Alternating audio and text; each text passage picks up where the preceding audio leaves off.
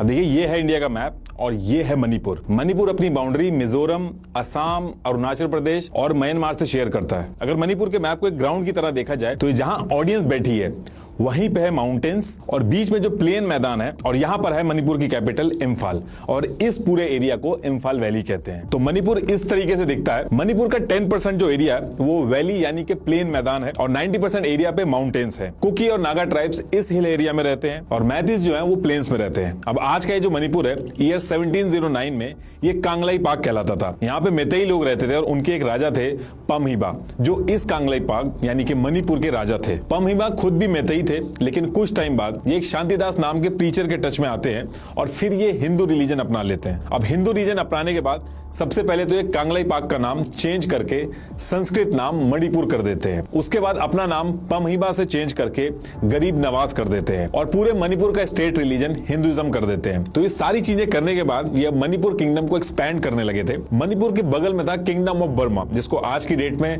Myanmar कहते हैं। उसका पहले नाम बर्मा हुआ करता था। तो पमहिबा ने किंगडम ऑफ बर्मा पे मल्टीपल टाइम अटैक किया और बर्मा को मणिपुर से जोड़ दिया। अब देखिए, मणिपुर हो या फिर म्यांमार, ये सारे पहाड़ी इलाके हैं और इन सब एरिया में उस टाइम पे छोटी छोटी मल्टीपल ट्राइब्स रहती थी और ट्राइब जो होती हैं वो मूव करती रहती हैं। जैसे एक जंगल के एरिया में अगर कोई ट्राइब रह रही है तो जब उस एरिया के रिसोर्सेज खत्म हो जाते हैं तो फिर वो जो ट्राइब है वो जगह चेंज कर देती है। इसलिए मणिपुर में जो ट्राइब्स हैं वो आपको मणिपुर के आसपास के जो एरिया है जैसे म्यांमार वगैरह वहां पे भी दिखेंगी। तो मणिपुर के राजा पमहिबा ने बर्मा को मणिपुर में तो मिला लिया था, लेकिन 13 दिसंबर 1751 को पमहिबा की डेथ हो जाती है और इनकी डेथ के बाद मणिपुर किंगडम वीक पड़ता है और इसका फायदा उठा के धीरे धीरे बर्मा मणिपुर पे कॉन्टिन्यूअस अटैक करता रहता है और छोटे छोटे एरिया कब्जा करता रहता है। फिर ईयर 1819 में बर्मा किंगडम मणिपुर पे पूरी तरीके से कब्जा कर लेता है और कई सालों तक मणिपुर में मारकाट मचती है। यही वो टाइम था जब मणिपुर से लोग भाग के मिजोरम, असम, त्रिपुरा के एरिया में चले जा रहे थे और आज भी इन एरिया में आपको कुकीज, नागा,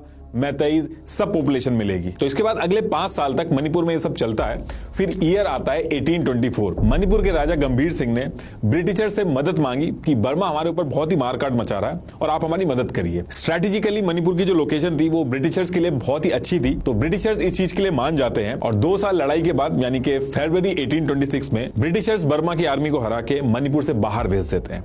तो ये जो टाइम था 1819 से 1826 तक का, ये वो टाइम था जब मणिपुर के लोगों ने सबसे ज्यादा मारकाट झेली। इस पर्टिकुलर टाइम को मणिपुर में कहते हैं चाही टारेट कुंटाकपा, यानी कि 7 years ऑफ डेवस्टेशन। अब ब्रिटिशर्स ने मणिपुर की मदद कोई चैरिटी के लिए तो करी नहीं थी। ब्रिटिशर्स ने जो मणिपुर का राजा था उसको राजा बने रहने दिया, लेकिन पूरे मणिपुर का कंट्रोल अपने पास रखा और टैक्स वगैरह जो था वो लेते रहे। ब्रिटिशर्स बेसिकली जहां भी राज करते थे वो 2 तरीके से करते थे। एक तो डायरेक्टली पूरा साम्राज्य जो था वो अपने अंडर में ले लेते थे, या फिर राजा को राजा बने देते थे और खुद इनडायरेक्टली रूल करते थे, जिसमें ब्रिटिशर्स अपने ऑफिसर्स को राजा का सलाहकार बना देते थे। इस पूरे अरेंजमेंट को प्रिंसली स्टेट कहा जाता है। तो मणिपुर भी प्रिंसली स्टेट था। ब्रिटिशर्स का एक रूल करने का तरीका था, वो प्लेन्स में रूल करते थे और पहाड़ों को ऐसे ही छोड़ देते थे, क्योंकि एक तो पहाड़ों में आर्मी को लेकर कंट्रोल करना बहुत मुश्किल होता था, दूसरा प्लेन्स में अंग्रेज ज्यादा इकोनॉमिक एक्टिविटी कर पाते थे। तो मणिपुर के अंदर ब्रिटिशर्स ने प्लेन एरिया जो था उसको पहाड़ों से अलग कर दिया। ऐसा कोई पहाड़ों और प्लेन्स के बीच में बॉर्डर नहीं बना दिया था, बस जो ट्राइब्स थी उनको छेड़ा नहीं और वैली यानी मैदान पे ही कंट्रोल रखा। और ये जो चीज की थी ब्रिटिशर्स ने, ये आगे चल के सबसे पहला रीजन बनती है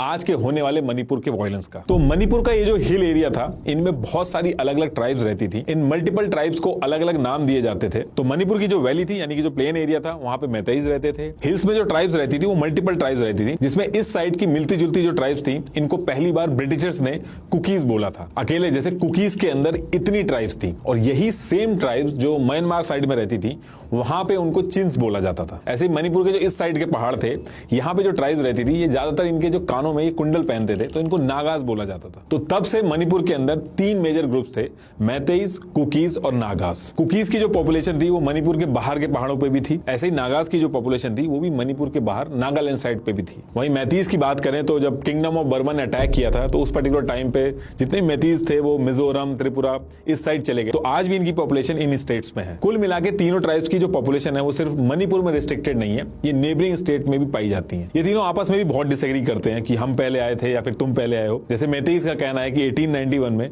ब्रिटिशर्स ने पहाड़ों और प्लेन्स को बस रूल करने के लिए एक आर्टिफिशियल तरीके से अलग कर दिया था, वरना चाहे मणिपुर के हिल्स हो और प्लेन्स हो, दोनों हमारे एंसेस्टर्स का है। और मेतीस कुकीज के लिए कहते हैं कि ये 18th और 19th सेंचुरी में म्यांमार से आए थे। ऐसे ही कुकीज कहते हैं ये पूरा जो रेड है ये एरिया हमारा है, यहाँ पे हमारी ट्राइब्स है और यहाँ पे हम बहुत ही पहले से रह रहे हैं। ऐसे ही नागास का कहना है कि जो ऑरेंज वाला एरिया है यहाँ पे हमारी ट्राइब्स बहुत पहले से रहती है, तो ये एरिया हमारा है। लेकिन एक्चुअल हिस्ट्री का कोई प्रूफ नहीं है, बस कुछ इवेंट्स के बेसिस पे अजम्पशंस लगाए जाते हैं। अब होता क्या है कि ईयर 1914 में फर्स्ट वर्ल्ड वॉर शुरू होता है और ब्रिटिशर्स मणिपुर से करीब 2000 सोल्जर्स लेके जाते हैं उनकी तरफ से लड़ने के लिए। ब्रिटिशर्स ने कुकीज को भी ले जाने के लिए ट्राई किया क्योंकि ये लड़ने में काफी माहिर थे, लेकिन कुकीज ने ब्रिटिशर्स के साथ जाके लड़ाई करने के लिए साफ मना कर दिया और इसकी वजह से ब्रिटिशर्स काफी नाखुश थे इनसे और इनके ऊपर अटैक भी कर दिया, यानी कि कुकीज के ऊपर अटैक कर दिया। ये लड़ाई काफी दिनों तक चलती है और कुकीज ने भी काफी नुकसान किया ब्रिटिशर्स का, लेकिन ब्रिटिशर्स कुकीज को हरा देते हैं। इस लड़ाई को एंग्लो कुकी वॉर भी कहा जाता है। जैसे जैसे ब्रिटिशर्स कुकीज से जीत तो गए थे, लेकिन कुकीज को कंट्रोल करना भी आसान नहीं था और ब्रिटिशर्स ने कुकीज से डील करने के लिए इनको सोशली इंक्लूड करना शुरू किया ताकि इनको कंट्रोल करने में आसानी हो। तो ब्रिटिशर्स ने एक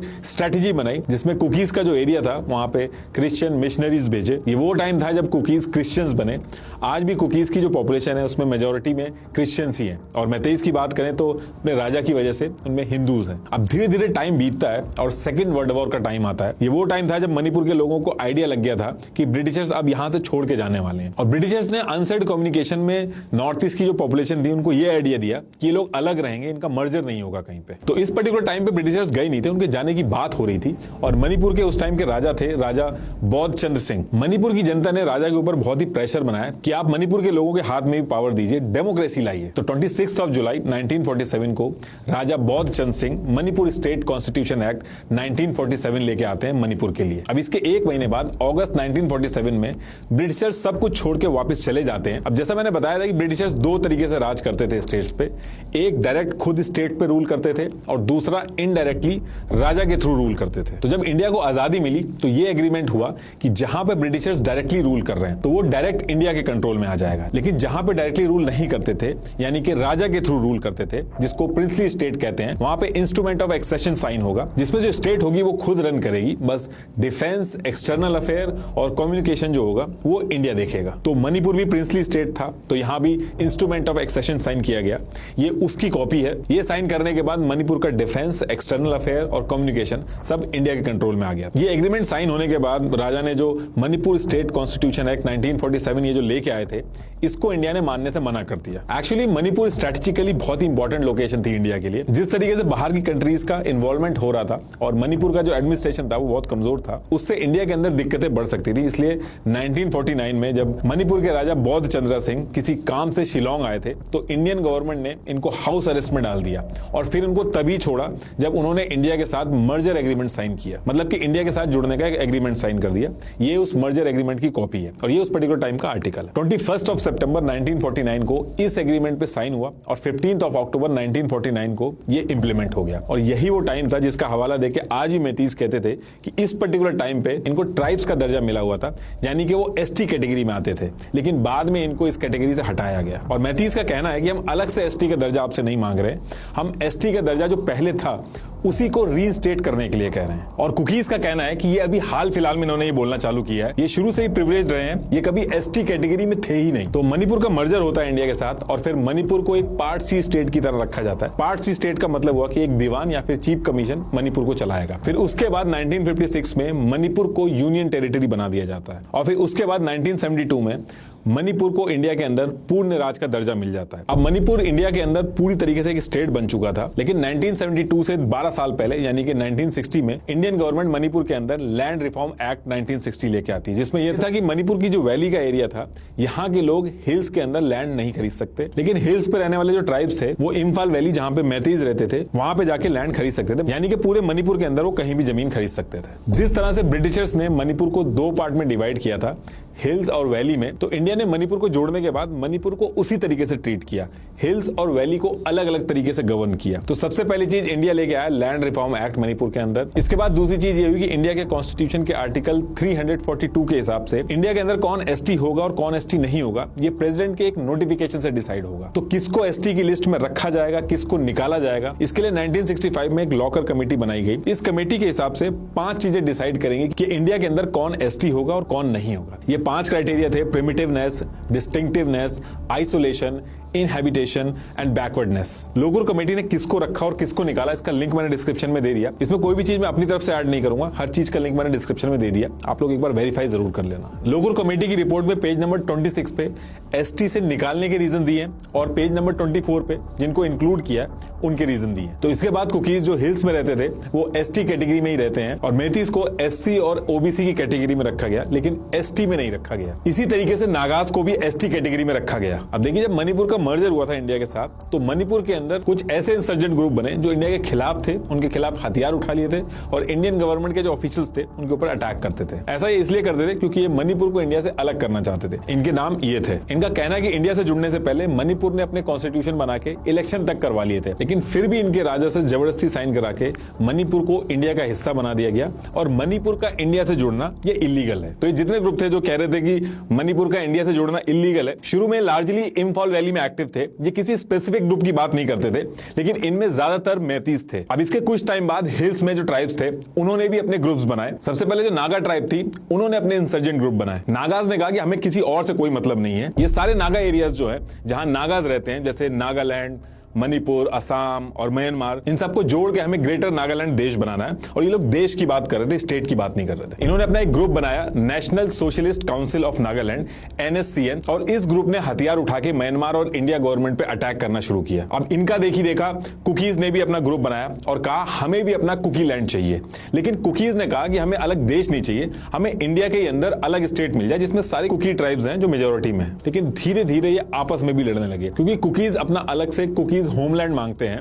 इस एरिया में जो रेड दिख रहा है, कुकीज का कहना है कि ये उनका एरिया है। वहीं नागाज चाहते हैं कि ग्रेटर नागालैंड बने। ये जो एरिया आप देख रहे हैं ये नागाज क्लेम करते हैं। लेकिन अगर आप दोनों मैप को देखोगे तो नागा और कुकीज का जो एरिया है वो ओवरलैप कर रहा है। इस वजह से कुकीज और नागा आपस में भी लड़ते हैं। और उधर जो मेतीज वैली में रहते हैं तो उनके केस में मेतीज वर्सेस हिल होता है, जिसमें नागा और कुकीज एक हो जाते हैं। तो बेसिकली इस रीजन में तीनों के डिसएग्रीमेंट है अलग अलग चीजों को लेके। जितनी भी ट्राइब्स होती हैं इनको पॉलिसी वगैरह से उतना मतलब नहीं होता, वो बस चाहते हैं कि वो अपने कल्चर को प्रिजर्व करें, उसके बीच में कोई इंटरफेरेंस ना हो और ये सब एक साथ मिलकर रहें। अब जैसा मैंने बताया कि कुकीज और नागाज का जो एरिया है वो ओवरलैप कर रहा है, तो इस चीज को लेके 13 सितंबर 1993 को नागाज ने कुकीज के एरिया में घुस के बहुत ज्यादा मारकाट की, जिसमें 115 कुकी सिविलियंस को अपनी जान गंवानी पड़ी। इस दिन को कुकीज ब्लैक डे के नाम से जानते हैं। इस लड़ाई के बाद ये होने लगा कि हर ट्राइब ने अपने अपने इंसर्जेंट ग्रुप बना लिए थे। इन इंसर्जेंट ग्रुप को ये ट्राइब्स अपनी आर्मी मानते थे जो इनके इंटरेस्ट के लिए लड़ती थी। जैसे कुकीज की बात करें तो इनकी Kuki national army, KNA, United Socialist Revolutionary Army, Zomi Reunification Front, ऐसे ही नागाज के लिए National Socialist Council of Nagaland, ये आपस में लड़ते थे और फिर टाइम टू टाइम इंडिया के अगेंस्ट भी लड़ते थे। ये वो टाइम था जब इंडिया ने मणिपुर को डिस्टर्ब एरिया घोषित कर दिया था, और इंडियन गवर्नमेंट जब किसी एरिया को डिस्टर्ब घोषित करती है तो वहां पे आफ्सा लगाती है, और ऐसे में गवर्नमेंट को आफ्सा लगाना पड़ता है इस रीजन में। इसमें सारी चीजें मिलिट्री के हाथ में आ जाती हैं। मिलिट्री को अगर खाली शक हो तो सिर्फ शक के बेसिस पे वो किसी को मार सकता है। इस रीजन के अंदर गवर्नमेंट एक स्टेलमेट की पोजीशन में खड़ी रहती है, क्योंकि हर ग्रुप की डिमांड दूसरे ग्रुप से ओवरलैप करती है। जैसे जैसे एक इंसर्जेंट ग्रुप से नेगोशिएशन होकर डील फाइनल होती है तो बाकी के इंसर्जेंट ग्रुप हथियार उठा लेते हैं। अकेले कुकीज के 30 इंसर्जेंट ग्रुप थे। फिर ईयर आता 2001 और Naga arm group NSCN IM के साथ साथ बाकी स्टेट के साथ भी इंडियन गवर्नमेंट ने पीस प्रोसेस स्टार्ट किया। अब आपको पता ही है कि नागाज जो ग्रेटर नागालैंड की डिमांड कर रहे हैं उसमें मणिपुर का हिल एरिया भी आता है। तो इस बात से मणिपुर में जो मैतीज थे वो इनसिक्योर हो गए, क्योंकि बातचीत पॉजिटिव डायरेक्शन में जा रही थी इंडियन गवर्नमेंट और नागाज के साथ, और मैतीज को लगा कि कहीं ऐसा ना हो जाए कि मणिपुर का हिस्सा जो नागाज मांग रहे हैं वो उनको मिल जाए। और इसी डर से कुछ टाइम बाद मणिपुर के अंदर करीब 2001 में प्रोटेस्ट स्टार्ट हुए और बहुत ही बड़े स्केल पे वायलेंस हुआ। यहां तक कि मणिपुर की असेंबली जो थी उसमें तक आग लगा दी गई थी। कई लोगों को अपनी जान गंवानी पड़ी थी। और इस इंसिडेंट के बाद मेतीज और ट्राइबल्स जो थे उनके बीच में कन्फ्लिक्ट जो था वो और बढ़ गया, क्योंकि मेतीज कहने लगे कि मणिपुर में पॉपुलेशन चेंज हो रहा है और ट्राइबल एरियाज में पॉपुलेशन एकदम से बढ़ रही है, और इसके साथ साथ म्यांमार से कुकीज लोग जो हैं वो भी इंडिया में आके बस रहे हैं। इसके साथ साथ कुकी ग्रुप जो थे वो भी एक्टिवेट हो गए। उन्होंने भी कहा कि उनको एक ऑटोनॉमस स्टेट चाहिए और उसकी मांग बहुत तेज हो गई। देखिए, नॉर्थ ईस्टर्न स्टेट में ये जो अलग अलग ग्रुप्स हैं इनसे डील करने में गवर्नमेंट को दिक्कत ये आती है कि अगर किसी एक ग्रुप से गवर्नमेंट बात करके कोई सोल्यूशन निकाल लेती है तो बाकी स्टेट्स में में जो ग्रुप है उनको लगता है कि हम भी परेशान करके अपनी बात मनवा लेंगे। तो जब भी एक ग्रुप से पीस टॉक होती है तो बाकी रीजन में और इनस्टेबिलिटी आ जाती है। इसलिए कोई भी गवर्नमेंट आती है तो इस पे जो डिसीजन लेना होता है उसको टालती रहती है। 2008 में मनमोहन सिंह जी की गवर्नमेंट ने मणिपुर में कुकीज के ग्रुप्स को बातचीत के लिए रेडी कर लिया और एक ट्राइपार्टाइट एग्रीमेंट साइन किया। ट्राइपार्टाइट मतलब जिसमें 3 पार्टी इन्वॉल्व होती हैं। तो इस एग्रीमेंट में मणिपुर की स्टेट गवर्नमेंट ने, सेंट्रल गवर्नमेंट ने और कुकीज के जो ग्रुप्स थे इन्होंने साइन किया और इस एग्रीमेंट का नाम था सस्पेंशन ऑफ ऑपरेशन। इस एग्रीमेंट के हिसाब से गवर्नमेंट ने कुकीज के 30 इंसर्जेंट ग्रुप में से 25 ग्रुप के साथ एक सस्पेंशन ऑफ ऑपरेशन नाम का एग्रीमेंट साइन किया, जिसमें टोटल 2266 लोगों को आइडेंटिफाई करके अलग से 14 कैंप बनाए और उसमें डाल दिया गया और जो उनकी मूवमेंट थी उसी कैंप के अंदर रिस्ट्रिक्ट कर दी थी और उनके जो हथियार थे एक एरिया डिसाइड करके उनको लॉक कर दिया गया और उसकी जो एक चाबी थी वो आर्म फोर्स के पास थी और जो दूसरी चाबी थी वो कैंप के जो कुकी लीडर थे उनके पास थी। 2008 से लेकर आज की डेट तक इस एग्रीमेंट को एक्सटेंड कर करके कुकीज के आर्म ग्रुप थे उनको रोका गया। गवर्नमेंट इसको हर साल एक्सटेंड करती है लेकिन कोई सोल्यूशन नहीं निकलता है। इस चीज को लेकर कुकीज आर्म ग्रुप जो है उन्होंने धमकी भी दी है कि अगर आपने जल्दी से जल्दी कुछ नहीं किया तो हम ये एग्रीमेंट तोड़ देंगे और कैंप्स के अंदर से हथियार उठा लेंगे। तो ये सारी चीजें जो मैं आपको बता रहा हूं अभी आगे करंट सिचुएशन जो चल रही है उससे रिलेट करेंगी। तो 2017 तक तो कांग्रेस इसको जैसे तैसे करके हर साल टाल रही थी। इसके बाद मणिपुर के अंदर गवर्नमेंट आती है बीजेपी की। मणिपुर के अंदर ज्यादातर कांग्रेस की सरकार रही है, सिर्फ 2 बार बीजेपी जीती है, लेकिन 2017 में बीजेपी ने कांग्रेस के एन बीरेन सिंह को अपने साथ मिला लिया। एन बीरेन सिंह ने कुछ एमएलएज लेके बीजेपी ज्वाइन कर लिया और आगे चल के फिर वो सीएम बने। तो जो चीज कांग्रेस कर रही थी वही चीज बीजेपी ने भी की, हर साल इस एग्रीमेंट को एक्सटेंड किया। लेकिन 2022 में जब दोबारा इलेक्शन होते हैं तो होम मिनिस्टर अमित शाह ने कहा था, वो मणिपुर गए थे, उस रैली में उन्होंने कहा था कि बीजेपी दोबारा अगर जीत के आई तो 5 साल के अंदर कुकीज को एक सॉल्यूशन देगी। और उस टाइम पे कुकीज और मैतीज दोनों ने वोट किया बीजेपी को और बीजेपी जीती भी और एन बीरेन सिंह सीएम बनते हैं। अब क्योंकि मणिपुर में मैतीज पॉपुलेशन ज्यादा है, 53% है और हिल्स के लोग हैं वो कम है इनके कंपैरेटिवली, और चीफ मिनिस्टर बीरेन सिंह खुद भी मैतीज हैं, तो इनके ऊपर टाइम टू टाइम आरोप लगते रहते हैं कि ये मैतीज को सपोर्ट करते हैं। एन बीरेन सिंह जो चीफ मिनिस्टर है उन्होंने कई बार ये मुद्दा उठाया है कि इलीगल तरीके से मणिपुर के अंदर म्यांमार से लोग आ रहे हैं। इनका कहना है कि म्यांमार, थाईलैंड, लाओस और चाइना का एक एरिया है जिसको गोल्डन ट्रायंगल कहा जाता है, यहाँ पे ड्रग्स का कारोबार बहुत ज्यादा होता है और मणिपुर के जो हिल्स एरिया है स्पेशली रिजर्व फॉरेस्ट, यहाँ पे अफीम की खेती की जाती है और ये जो गोल्डन ट्रायंगल वाला एरिया है जहाँ पे ड्रग्स बहुत चलते हैं, यहाँ पे सप्लाई करा जाता है और इसकी वजह से मणिपुर के जो हिल्स एरिया है स्पेशली रिजर्व फॉरेस्ट, यहाँ पे कई सारे खतरनाक ग्रुप्स आके इलीगल बिजनेस कर रहे हैं। मणिपुर की गवर्नमेंट ने यह भी कहा है कि मणिपुर के अंदर एबनॉर्मल तरीके से पॉपुलेशन बढ़ रही है। अगर आप ऑल ओवर इंडिया की बात करो तो पॉपुलेशन ग्रोथ रेट 24.66% है, वहीं मणिपुर की बात करें तो वहां का जो पॉपुलेशन ग्रोथ रेट है वो 32.46 है और हिल एरिया में जाएं तो वहां पे पॉपुलेशन 100.18% से बढ़ रही है। ये जो ग्रोथ रेट है ये बहुत ही एबनॉर्मल है। वहीं मैतीज का कहना है कि 1901 में हम मणिपुर की टोटल पॉपुलेशन का 60% थे और 2022 में हम टोटल पॉपुलेशन का 49% रह गए। और वहीं जो कुकीज हैं वो ईयर 1901 में टोटल पॉपुलेशन का 1% थे और 2022 में 29% हो गए हैं। इसके साथ साथ म्यांमार में तख्ता पलट होने की वजह से सिचुएशन वहां की भी नाजुक है और म्यांमार और मणिपुर की जो बाउंड्री है वो बहुत ही कॉम्प्लेक्स पहाड़ों से बनी हुई है। वहां पे इलीगली इस देश से उस देश में जाना बहुत ही आसान है और इसको ट्रैक करना बहुत ही मुश्किल है। तो जो ट्राइब्स हैं उनको जिस देश की सिचुएशन सही लगती है वहां पे आती जाती रहती है, उनको ट्रैक करना बहुत मुश्किल है। कई बार तो ये भी कहा जाता है कि म्यांमार से सोना खरीद के इंडिया में बेचा जाता है। इसके साथ साथ मणिपुर के सीएम ने कहा है कि पिछले 5 साल में मणिपुर में जितने भी ड्रग ट्रैफिकर्स अरेस्ट हुए हैं उनमें से मैक्सिमम म्यांमार के कुकी चिन ट्राइब्स हैं। मणिपुर के सीएम ने यह भी एलिगेशन लगाया कि मणिपुर के अंदर पॉपी उगाने में सबसे आगे कुकी ट्राइब्स के कुछ पर्टिकुलर लोग हैं जो 13,121 एकड़ में अफीम उगाते हैं। लेकिन कुकीज का कहना है कि ये खुद मैतीज हैं और मणिपुर में पॉपुलेशन मैतीज की ज्यादा है, तो ये ट्राइबल्स को टारगेट करके अपने वोट बैंक को खुश कर रहे हैं। 2018 में एन बीरेन सिंह ने इंडिया टुडे कॉन्क्लेव के एक इंटरव्यू में यह कहा था कि मणिपुर में एक भी आदमी ऐसा नहीं है जो इलीगल इमिग्रेंट है। Illegal importers right now there is no one, right? Because we have already sacking and verifying has already started. तो पहले और अब में इनके स्टेटमेंट काफी चेंज हुए हैं। तो देखिए जो इलीगल इमिग्रेंट्स और ड्रग्स वाला जो एंगल है इसको लेके इस साल फरवरी के मंथ में स्टेट गवर्नमेंट डिसाइड करती है कि वो हिल एरिया में जो कोपुम प्रोटेक्टेड फॉरेस्ट है और चूराचंद और तेंगनोपाल डिस्ट्रिक्ट में फॉरेस्ट का सर्वे करवाएगी। अब पहले क्या होता था कि कॉमर्शियल फायदे के लिए जंगलों को काटा जाता था, मिसयूज किया जाता था। तो provision of section 29 of the Indian forest act 1927 के तहत स्टेट गवर्नमेंट के प्रॉपर्टी राइट्स होते हैं रिजर्व फॉरेस्ट के ऊपर। वहां कोई रह नहीं सकता और उन रिसोर्सेज को यूज नहीं कर सकता। और इसी चीज का हवाला देके गवर्नमेंट ने सर्वे स्टार्ट किया। फॉरेस्ट डिपार्टमेंट के लोग जब यहाँ पहुंचते हैं तो जोमी स्टूडेंट्स फेडरेशन ये लोग उनको भगा देते हैं। उन्होंने कहा कि फॉरेस्ट डिपार्टमेंट के ये लोग आए थे, उनके पास कोई वैलिड डॉक्यूमेंट नहीं थे, हमें कोई प्रायर नोटिस तक नहीं दिया गया था। और दूसरी चीज उन्होंने ये कही कि मणिपुर के जो हिल एरियाज हैं इसको आर्टिकल 371C के तहत एक स्पेशल स्टेटस मिला है। इस आर्टिकल के हिसाब से मणिपुर का जो हिल एरिया है, उस हिल एरिया के स्पेसिफिक एमएलए जो हैं, जो उस एरिया से जीत के आए हैं, वो एक कमेटी बनाएंगे और वही टेक केयर करेंगे वहां के वाटर, लैंड और फॉरेस्ट कल्टीवेशन को। और इस पर्टिकुलर आर्टिकल के बारे में डिस्कशन करके कुकीज ने यह कहा कि गवर्नमेंट हमारे खिलाफ इलीगल एक्टिविटी कर रही है। लेकिन इसके बाद भी गवर्नमेंट रुकती नहीं है, वहां पे इवेक्शन ड्राइव स्टार्ट कर दी जाती है और जो घर वगैरह होते हैं उनको तोड़ दिया जाता है। लोगों ने काफी विरोध किया और कहा गया कि 200 से ज्यादा लोग जो हैं वो होमलेस हो गए थे। More than 200 family members have been rendered homeless. Same eviction drive की सिचुएशन नागालैंड में भी हुई थी, लेकिन बीजेपी की सेंट्रल गवर्नमेंट ने स्टेट गवर्नमेंट को वार्निंग दे दी थी कि अगर ये ड्राइव आप करोगे तो वायलेंस होगा। और इसके बाद एविक्शन ड्राइव जो थी वो नागालैंड में रोक दी गई थी। लेकिन मणिपुर की स्टेट गवर्नमेंट ने इसको नहीं रोका और कहा कि ये इसलिए किया गया क्योंकि कई गांव वाले यहाँ पे ड्रग्स का बिजनेस कर रहे थे। अब इसके बाद कुकी ट्राइब्स की ऑल ट्राइब स्टूडेंट ऑर्गेनाइजेशन ने मार्च 2023 में इसको लेकर एक प्रोटेस्ट किया और रैली निकाली। वहीं पे सीएम भी एक इवेंट के लिए रैली कर रहे थे और वहीं पे प्रोटेस्टर भी पहुंच गए और वायलेंस काफी बढ़ गया। और बात इतनी बढ़ जाती है कि पुलिस और लोगों के बीच में हाथापाई होती है और इसके बाद कर्फ्यू लगा दिया जाता है और 5 दिन के लिए मोबाइल सर्विसेज बंद कर दी जाती हैं। देखिए, शुरू में मैंने आपको बताया था कि मनमोहन सिंह जी ने 2008 में सस्पेंशन ऑफ ऑपरेशन साइन किया था, जिसमें 25 कुकी इंसर्जेंसी ग्रुप थे।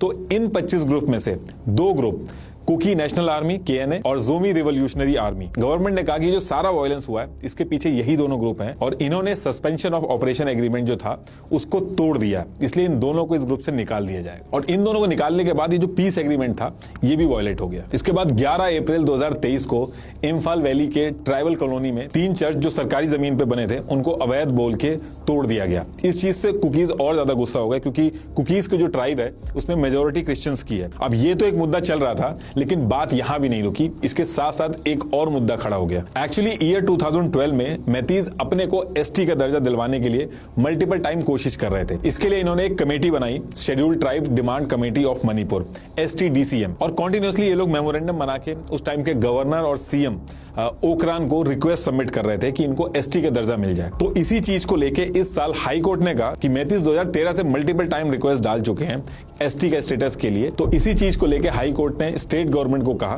कि वो सेंटर को रिकमेंडेशन दे कि मैतेई कम्युनिटी को एसटी की लिस्ट में रखना है या फिर नहीं रखना है, और इस पे 4 वीक में फैसला दे। और हाई कोर्ट के इस फैसले से मैतेई और कुकीज के बीच में जो पुरानी दरारें थी वो खुल जाती हैं। देखिए, मैतेईज का कहना है कि हम जो वैली में रह रहे हैं ये पूरे मणिपुर का 10% एरिया है और पॉपुलेशन इनकी 53% है, यानी कि ज्यादा है। ये जो 10% वैली का एरिया है, यहाँ पे मैतेईज भी रहते हैं, गोरखा भी रहते हैं, मुस्लिम्स भी रहते हैं, कुकीज भी हैं, उनकी भी कुछ पॉपुलेशन यहाँ पे रहती है। अब कुकीज जो हैं वो पूरे मणिपुर में कहीं भी जमीन खरीद सकते हैं, लेकिन मैतीज नहीं खरीद सकते। मैतीज खाली वैली में ही जाके सिमट गए। उन्होंने ये भी कहा कि इंडिया के किसी भी कोने से ट्राइबल्स आके मणिपुर के हिल्स में जमीन खरीद सकते हैं, लेकिन वो खुद अपने एंसेस्टर के लैंड पे जमीन नहीं खरीद सकते हैं। एक्चुअली इंडिया के अंदर prevention of atrocity amendment act 1989 के तहत एसटी कम्युनिटी से कोई भी नॉन एसटी जमीन नहीं खरीद सकता। मतलब कि मणिपुर के बाहर के जितने भी ट्राइब्स हैं वो मणिपुर में आके जमीन खरीद सकते हैं। मैतीज टाइम टू टाइम डेटा भी शेयर करते हैं कि 1901 में हम मणिपुर की टोटल पॉपुलेशन का 60% थे और ईयर 2022 में हम लोग टोटल पॉपुलेशन का 49% रह गए हैं। वहीं कुकीज जो थे वो ईयर 1901 में 1% थे और ईयर 2022 में 29% हो गए। और ये जो पॉपुलेशन रेट बढ़ रहा है ये एबनॉर्मल है। इसके पीछे जो रीजन है वो म्यांमार से इलीगल माइग्रेशन है। मैतीज ने कहा कि ब्रिटिशर्स को रूल करने में आसानी हो इसलिए वैली को ही रूल किया और हिल्स को छोड़ दिया था। लेकिन हिल्स हो चाहे प्लेन्स हो, मैतीज का पूरे मणिपुर पर हक होना चाहिए, वरना हम अपनी पहचान खो देंगे। वहीं कुकीज का कहना है कि मैतीज पूरी पॉपुलेशन का 53% तो है, ये ऑलरेडी मेजॉरिटी में है। ये लोग प्लेन्स में रहते हैं तो वहां पे इकोनॉमिक एक्टिविटी ज्यादा होती है, हॉस्पिटल्स हैं, एजुकेशन सेंटर्स हैं, इंफ्रास्ट्रक्चर अच्छा है, तो ये फाइनेंशियली भी काफी अच्छे हैं। मणिपुर की 60 विधानसभा जो सीटें हैं उनमें से 20 हमारे पास है, बाकी की जो 40 बचती हैं वो मैतेईज के पास है। ये लोग जिसको चाहते हैं उसको सीएम बनाते हैं और आज तक की डेट में सिर्फ 2 बार ऐसा हुआ है कि कोई ऐसा सीएम बना है जो मैतेई कास्ट से ना हो। हो। तो मैतेई जो है वो पॉलिटिकली भी ज्यादा पावरफुल है। कुकीज चूरा चंद्रपुर डिस्ट्रिक्ट का भी एग्जांपल देते हैं कि कैसे 2006 में पंचायती राज मंत्रालय ने इसको देश का सबसे गरीब जिला घोषित कर दिया था। तो मैतेईज जो है वो फाइनेंशियली स्ट्रांग है और अगर वो एसटी कैटेगरी में आ गए तो हमारी सारी जमीन जो है वो उनके पास चली जाएगी। और इनका ये भी कहना है कि अगर पूरे मणिपुर के अंदर सारे के सारे एसटी हो जाएंगे तो एसटी कैटेगरी कोई वैल्यू ही नहीं रह जाएगी। इनफैक्ट कुकीज के हिसाब से कॉन्स्टिट्यूशनली भी लोकूर कमेटी के हिसाब से मैतेईज एसटी का जो क्राइटेरिया है उसमें फिट ही नहीं बैठते। देखिए जिस तरीके से मैतेईज एसटी कैटेगरी के लिए लड़ रहे हैं वैसे ही कुकीज भी कई सालों से अपने हक के लिए लड़ रहे हैं। इंडिया के कानून में 6th शेड्यूल है। इसके हिसाब से इंडिया के अंदर हिल्स पे जो ट्राइब्स रहती हैं वो वहां पे अपना एक ऑटोनॉमस डिस्ट्रिक्ट काउंसिल बना सकती हैं। मतलब कि वो अपने एरिया में जहां वो ट्राइब रहता है वहां पे land, cultivation, inheritance, forest, custom, tradition, इन सब से रिलेटेड वो खुद रूल बना सकती है। उसमें कोई बाहर वाला इंटरफेयर नहीं कर सकता। अब असम, मिजोरम, मेघालय और त्रिपुरा वाले हिल एरिया में तो ये लागू हो गया, लेकिन मणिपुर के जो ट्राइब्स हैं उनको 6th शेड्यूल से बाहर रखा गया। तो इस चीज को लेके मणिपुर हिल्स के जो ट्राइब्स हैं उन्होंने काफी लड़ाई लड़ी कि इनको भी 6th शेड्यूल में डाला जाए। इनफैक्ट अगस्त 2021 में मणिपुर के हिल साइड ट्राइब्स के जितने भी 20 एमएलए थे उन्होंने कहा कि हमें 6th शेड्यूल में नहीं रखा गया है। तो इन्होंने क्या किया कि खुद से एक बिल बनाया जिसका नाम था मणिपुर एडीसी बिल 2021। इसमें जो इनके हिल एरिया कमेटी, HAC और ADC को ज्यादा पावर देने की बात करी गई ताकि अपने ट्राइब से रिलेटेड जितने भी डिसीजन हो ये लोग खुद ले सकें।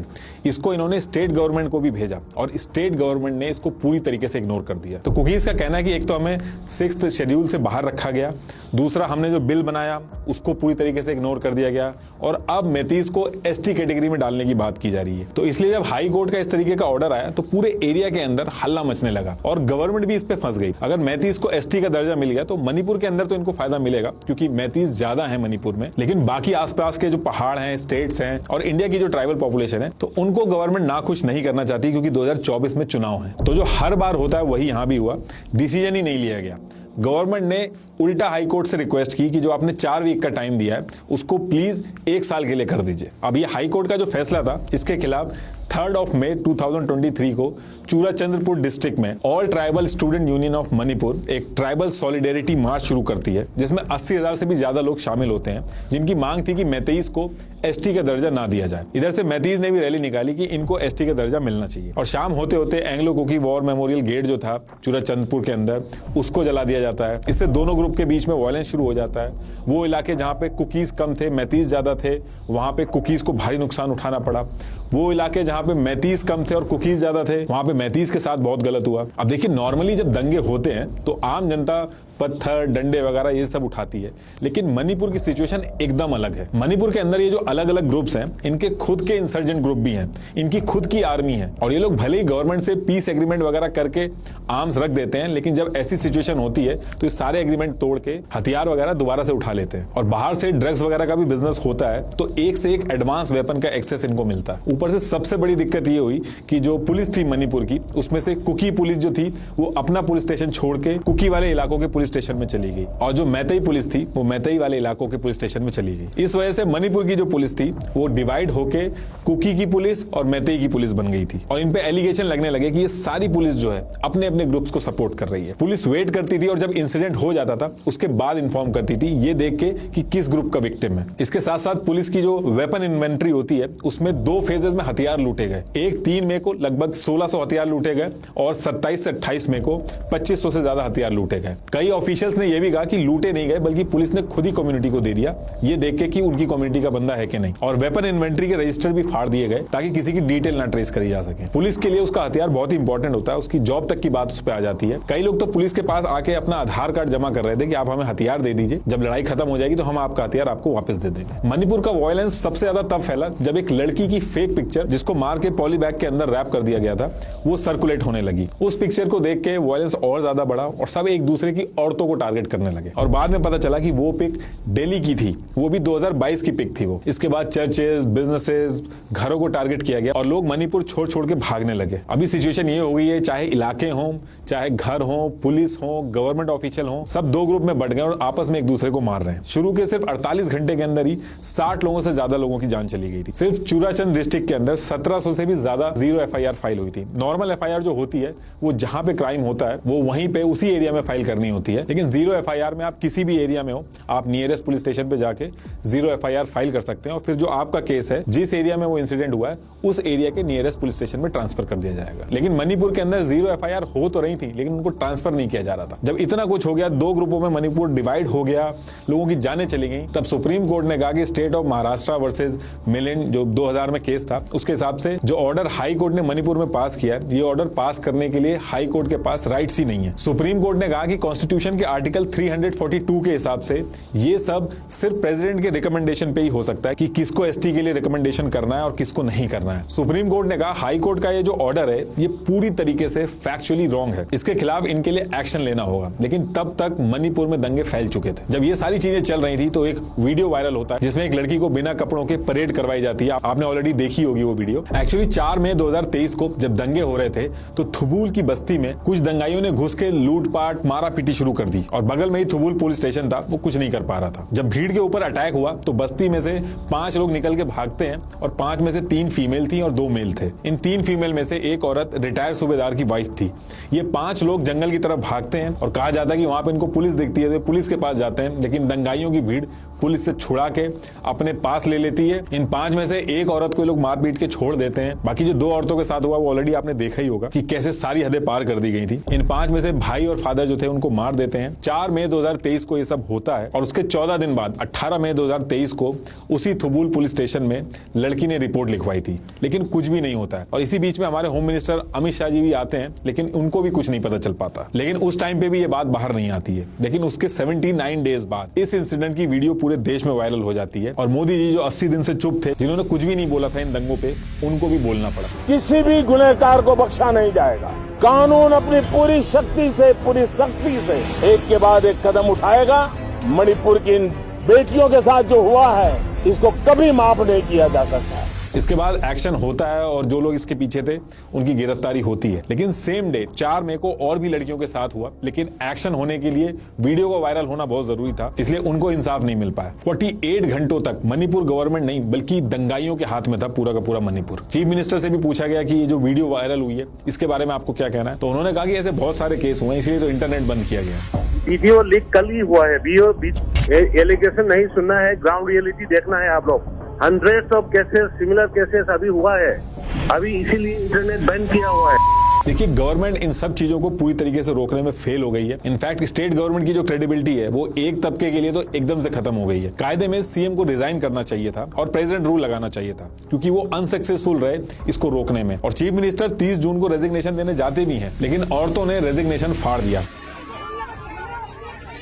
ये देखिए कितना मुश्किल था एक रेजिग्नेशन लेटर को फाड़ने से बचाना। ट्विटर पे भी बहुत सारे लोगों ने बोला कि आपको रिजाइन कर देना चाहिए, तो उन्होंने ये रिप्लाई किया और बाद में जाके डिलीट कर दिया। और रही बात मीडिया की, तो मीडिया ने ये किया। सीमा जानती है वशीकरण क्रिया, वो जादू टोड़ा और वशीकरण में काफी बाबा बोलने वाले बड़ा पर्चा enters India and Mace as are falling in love. सीमा का सबसे पहले रोमांटिक अंदाज आपको दिखा देते हैं।